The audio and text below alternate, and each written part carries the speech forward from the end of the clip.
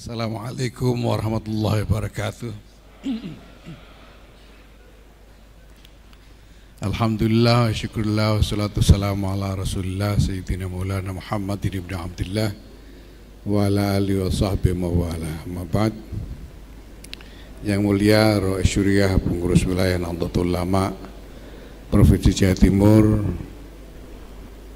Kiai Anwar Mansur, yang saya muliakan para kiai dari jajaran Syuriah PBNU maupun PWNU Jawa Timur, hadir bersama kita di sini Kiai Azaim Ibrahimi, Kiai Agus Ali Masyuri, hadir bersama kita juga Kiai Ubaidillah Faqih Langitan, Kiai Hasanut Tawakkil Allah dan lain-lain. Dan dari PBNU Khatib Am Kiai Ahmad Said Asrori, ada Habib Ahmad Al-Kaf. Bapak-Ibu sekalian yang saya hormati Gubernur Jawa Timur Ibu Khofifah Indar Parawansa, yang kelihatannya seharian ini entah sudah pidato berapa kali sehingga diminta sambutan lagi sudah tidak mau, sudah terlalu tua sudah. Saya hormati Ketua Tanfidiyah PWNU Jawa Timur Kiai Haji Abdul Hakim Mahfud dan jajaran PWNU seluruhnya. Yang saya hormati para tamu undangan, para pejabat yang hadir bersama kita sore ini.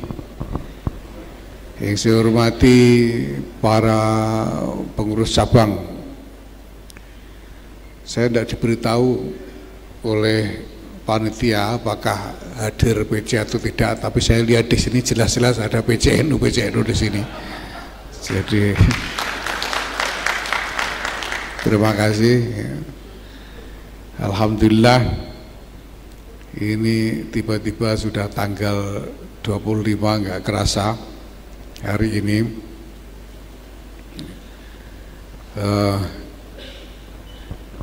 Saya kira Bapak-Ibu sekalian, khususnya para pengurus NU dari jajaran PW dan PCNU, berhak untuk menerima ungkapan terima kasih dari PBNU yang sebesar-besarnya atas kerjasama yang telah dijalankan selama ini, sehingga berbagai macam agenda-agenda PBNU, agenda-agenda konsolidasi yang kita jalankan dapat berjalan dengan baik. Dan saya yakin Bapak-Bapak dan Ibu-Ibu dari jajaran pengurus NU juga sudah merasakan, sekurang-kurangnya mulai merasakan manfaat dari berbagai macam agenda konsolidasi yang kita jalankan ini. Ini masih terus berlangsung, belum selesai, masih banyak pekerjaan, masih banyak yang harus kita lakukan, dan masih banyak kerja keras yang harus menunggu. Nah, kalau saya harus menyampaikan sesuatu yang relevan pada hari ini, khususnya menjelang buka puasa ini, saya itu kalau menjelang buka puasa itu yang saya ingat, paling saya ingat itu selain azan maghrib adalah masaan gitu.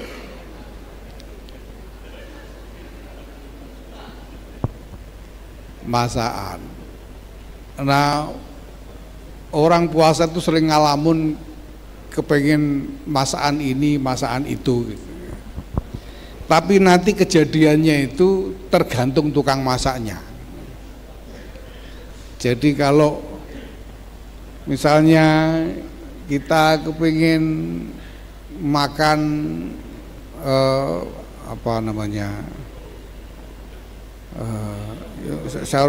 Sarung yang hitam itu apa namanya?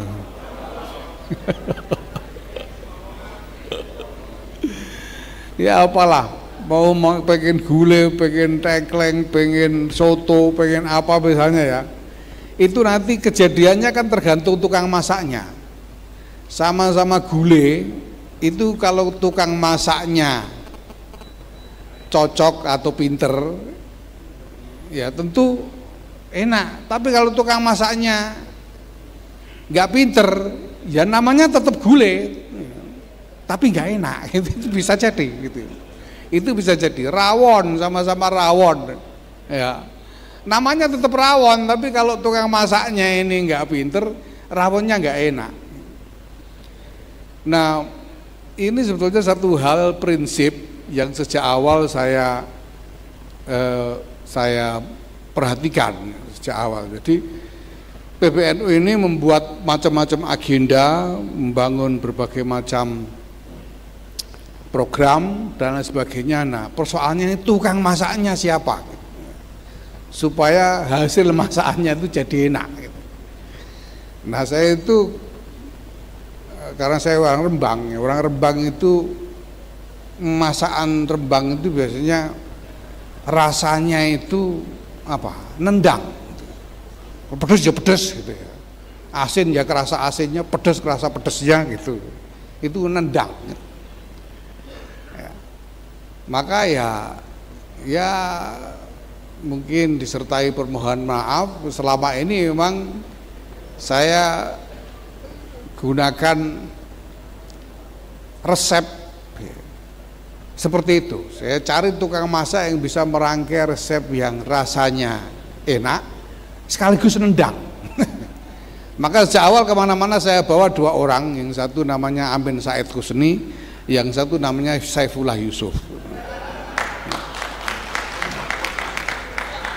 Nah ini dua orang yang saya sudah bersama-sama sejak lama sekali, sejak tahun itu masih melarat dia itu saya sudah kenal.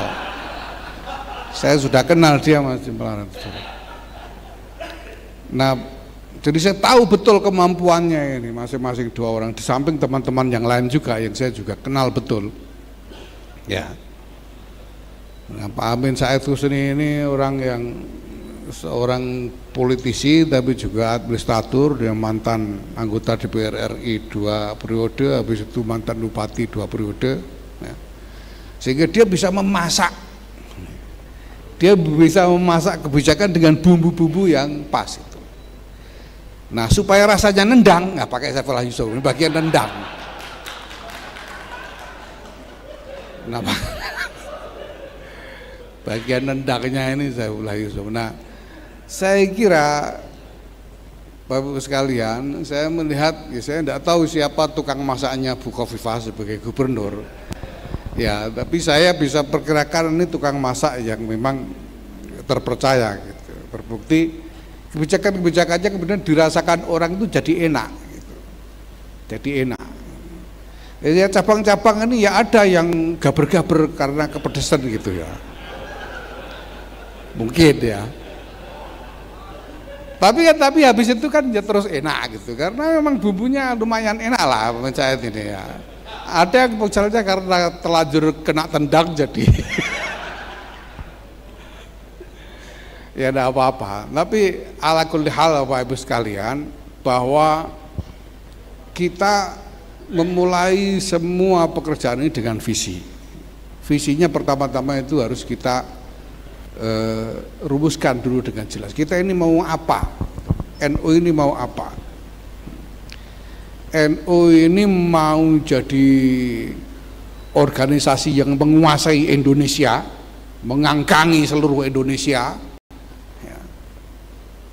Mau jadi organisasi yang menjadi pusat viral dari dunia percakapan sosial, atau mau jadi organisasi yang menyangga upaya-upaya kemaslahatan masyarakat. Ini soal pilihan.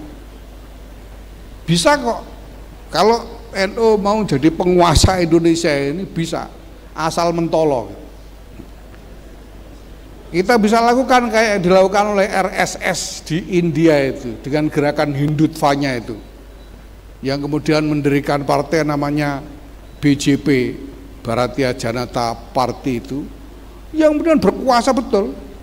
BJP itu berapa, mungkin 70-an% saya kira di India itu, Modi kemarin itu menang 70%. Tapi harus mentolo, yang bukan RRS kuamplengi kabeh pokoknya. Kalau NU mentolo begitu ya monggo.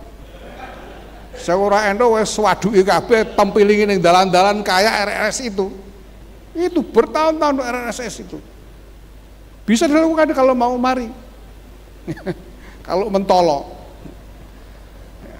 Atau kita bisa menjadi organisasi viral. Pokoknya bikin isu yang bisa menjadi viral terus lah gitu. Sehingga ratingnya tinggi terus NU itu. Bisa aja. Bisa aja kita gerakkan kader-kader NU ini sebagai cyber army untuk melakukan buzzing, menjadi buzzer-buzzer NU dan sebagainya, bisa aja. Ini soal pilihan. Nah, pilihan ini tentu saja pertama-tama ditentukan oleh persepsi kita tentang apa maunya muassis. Muassis itu mendirikan NU ini untuk apa? Nah, saya pribadi memahami bahwa tujuan para muassis ini tidak lain adalah untuk mengikhtiarkan, ikut serta mengikhtiarkan kemaslahatan umat secara umum, secara menyeluruh. Kita bisa lihat,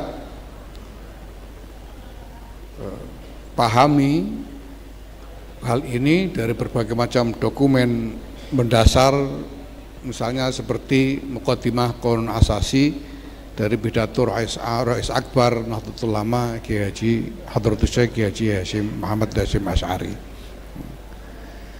Maka